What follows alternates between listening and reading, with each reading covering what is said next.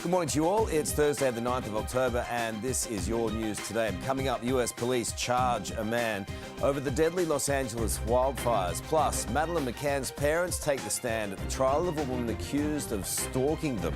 And from flower crowns to photo shoots, the bizarre beauty pageant for buffaloes in Thailand. Something for everyone. Well, let's start off in Sydney, where there has been a deadly shooting in the city's northwest, with police treating it as another gangland hit. Let's go live now to today's Sydney reporter Jack Hahn, who joins us in Riverstone. Jack, good morning to you. The man was gunned down while on an evening walk. Yeah, that's correct. Shots fired towards a man in his 30s here in Riverstone at about 6 o'clock last night. 15 minutes later and around the corner, a car was found on fire. This morning, police are treating that as the getaway vehicle and this as a gangland hit carried out in textbook style. 9 News understands that the person who was gunned down, believed to be in his 30s, has previously been the subject of a shooting and an attempted assassination. Sarah. Jack, thank you. It's been revealed a murder plot at a Sydney daycare centre was allegedly set to be live streamed with a chilling note to be left on the victim's body, according to the Daily Telegraph. A Southeast Asian crime gang is accused of commissioning the execution. Detectives are now probing potential ties to the April murder of a woman in Bankstown amid fears Vietnamese syndicates are regaining a deadly foothold in Sydney's underworld. Police have arrested 3 suspected hitmen. The Victorian government's crime crackdown is being criticised in light of a new guide encouraging judges to release accused youth criminals on bail. The updated bail bench book says intervention should be at a minimum when dealing with alleged offenders, depending on the circumstances. The opposition says the manual makes a mockery of Premier Jacinta Allen's claims her government has the toughest bail laws in the country. A South Australian surfer has detailed the terrifying moment he came face to face with a shark at the Kangaroo Island break. He's been surfing for decades. Let's go live to 9 Adelaide reporter Bianca Wiley in Adelaide. Bianca, good morning to you. The shark got some bites in but was no match for the experienced surfer. Good morning to you, Carl. Well, surfer Lee Berryman has quite the tale to tell. He's got 50 stitches to show for it after he was bitten 3 times in the leg. And he is actually quite familiar with that break known as the sewer. He surfed there for more than 40 years, but as you can see in this video, the chaos that unfolded.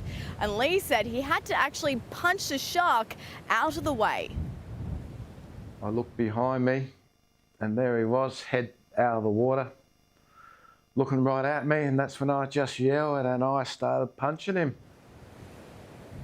Now, luckily for Lee, he happened to be with a friend who was a retired doctor. Family with a first aid kit also came to help. They provided him with a bandage to help stop the bleeding. But Carl, Lee says he won't be surfing there again. What a legend. Thank you so much. Passengers on board a commercial Rex flight captured the moment flames and smoke erupted from an engine just before takeoff at Adelaide Airport. Oof. Dramatic vision shows the aircraft halting on the tarmac as firefighters rushed in. Plane started to brake just before we rotated, and I thought, oh, that's not good. And then someone started yelling out, fire, fire. So I thought, oh, that isn't good either. My heart was popping out of my chest. I'm glad it wasn't in the air. Frightening. Rex says a fault was detected in the engine during takeoff, triggering a fuel fire. Well, breaking news out of the United States this morning, where a suspect has been arrested in connection to the deadly Los Angeles fires. Our correspondent Lauren Tomasi was on the ground covering the story at the time and joins us live now. Lauren, a 29-year-old man is accused of intentionally sparking the blaze. Sarah, his name is Jonathan Rindenucht and he was taken into custody in Florida a short time ago, with prosecutors saying he deliberately lit this blaze in the Pacific Palisades minutes into New Year's Day in January this year. That fire went on to develop into the Palisades fire, which killed 12 people and burnt thousands of homes. Now, over this 9-month investigation, prosecutors say they have retrieved a wealth of evidence against Rindenucht, including a lot of digital evidence. One point in that evidence is a ChatGPT image, which Rindenucht allegedly developed, showing a dystopian Los Angeles and a city on fire. Rindenucht is facing the prospect of 20 years behind bars if convicted, and police this morning aren't ruling out bringing murder charges against the 29-year-old. Thank you, Lauren. Well, breaking news now from the UK. British counter-terror police have revealed the man who attacked a synagogue in Manchester last week pledged allegiance to Islamic State on a phone call with officers during the assault. The gunman was shot dead by police after ramming a car into pedestrians and launching into a knife attack while attempting to force his way into a Jewish temple. Madeleine McCann's parents have given emotional testimony at the trial of a woman who insists she is their missing child. Let's go live to Europe correspondent Jess Millwood in London. Jess, good morning to you. She's accused of stalking the McCann family. Hi, Carl. For the past 3 years, Julia Wandeld, a Polish national, has claimed that she is missing girl Madeleine McCann. Jerry and Kate McCann have given evidence at her stalking trial. At times, they were very emotional as they recounted various times in which this woman reached out to them. She tried calling them. She allegedly turned up at their house once, in which she and her co-defendant yelled out to Kate McCann, who was getting groceries out of the car. She then started calling her mum and demanded a DNA test. This woman has made the claims on social media and on television over the past few years. She continues to maintain that she is the missing girl who disappeared from her holiday in 2007 when she was 3 years old. Carl. Jess, thank you. Breaking news on talks to end the Gaza war, with Egyptian officials reportedly saying a target of Friday morning has been set for mediators to announce and sign the first phase of a deal. Delegations from Qatar and the US, including Donald Trump's son-in-law Jared Kushner and Special Envoy Steve Witkoff, joined Israel and Hamas at the negotiation table today for the third day of talks in Egypt. Dolly Parton has cleared the air after her sister accidentally sent a wave of panic through her fan base. This morning, Dolly posted a new video saying, "I ain't dead yet." Yesterday, her sister Frida said the country music star's ill health had kept her up all night praying, asking people for their prayers as well. Well, today's October the 8th, and obviously I'm here doing some commercials for the Grand Ole Opry, which is why I'm dressed kind of like a country western girl.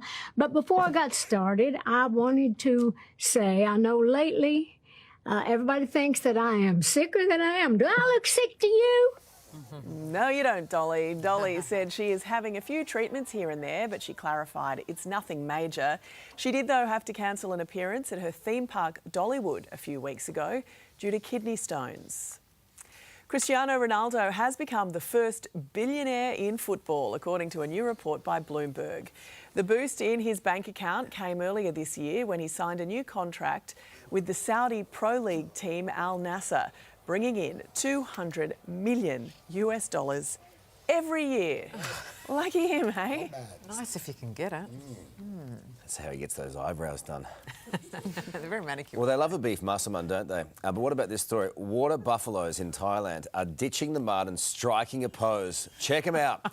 Swapping field work for the spotlight. I reckon they were shredding for that catwalk. Yes. The annual Water Buffalo Festival turning farm life into Fashion Week. Gorgeous. With flower crowns, photo shoots, even a beauty pageant for the biggest and boldest beauties. Trotting down the runway in style, the four-legged stars were led by their riders wearing traditional Thai clothing. That one doesn't look very traditional, does it? It's like a soccer top. There we go. That's better. We've got some moving vision. Thank Makes goodness it for easier. that. All right, let's take a look at the weather right across the country now. And some unsettled conditions will bring a mix of showers, winds and cloud across Australia's southeast. A fine day for Brisbane, partly cloudy for Sydney, Melbourne and Perth, and showers about for Hobart and Adelaide.